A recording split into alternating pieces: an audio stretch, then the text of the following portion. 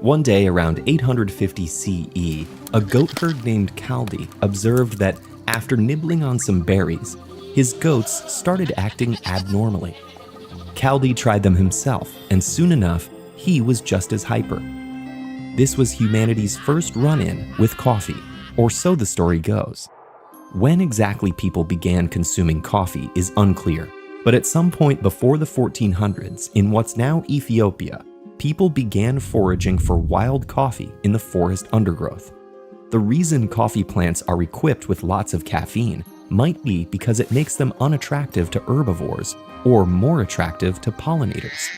But either way, people caught on to coffee's advantages and began making tea from its leaves, combining its berries with butter and salt for a sustaining snack, and drying, roasting, and simmering its cherries into an energizing elixir.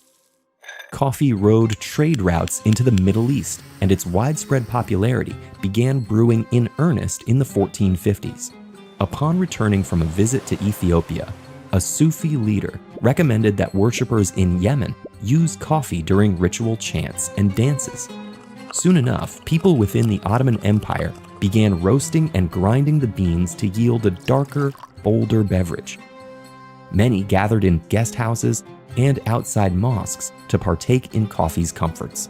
But authorities grew concerned about whether coffee's influence was innocent or intoxicating, and if Muslims should be allowed to drink it. Indeed, in 1511, a religious court in Mecca put coffee on trial.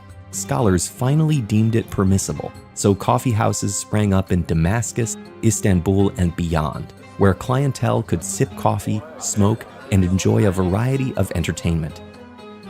By the late 1500s, people in Yemen were farming coffee and exporting it from the port of Al-Maha, which became known in other parts of the world as mocha. But coffee was eventually transported or smuggled into India and soon took root in Java and beyond. Meanwhile, the Ottoman Empire introduced the stimulating substance to Europe. Central London's first coffee houses opened in the 1650s. By 1663, there were more than 80, and despite King Charles II's attempt to ban them in 1675, coffee houses kept simmering as social and intellectual hotbeds. In 1679, for instance, patrons of Garraway's Coffee House had the pleasure of watching Robert Hooke, the scientist who coined the term cell, publicly dissect a porpoise. In France, people began mixing coffee with milk and sugar.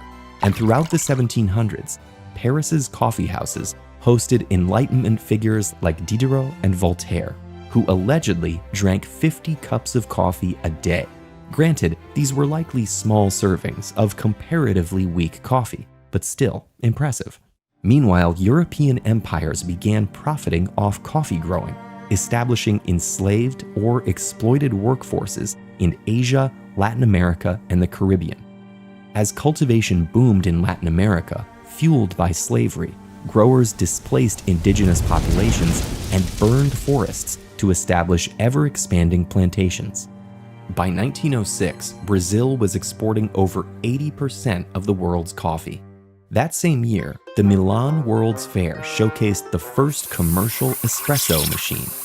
And alongside the development of industrial roasting equipment came various coffee brands.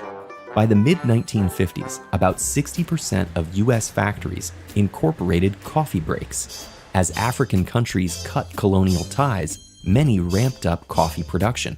And coffee drinking also later made inroads in East Asia, especially as canned, pre-prepared beverages. In more recent decades, specialty coffees with an emphasis on quality beans and brewing methods grew popular and propelled farms in Central America and East Africa. Yet coffee workers worldwide continued to endure inhumane conditions and insufficient compensation. This motivated certification efforts for coffee production that met ethical standards, including minimum wage and sustainable farming. But issues still loom over the industry. And because of climate change, the equatorial bean belt where coffee thrives is projected to shrink in upcoming decades.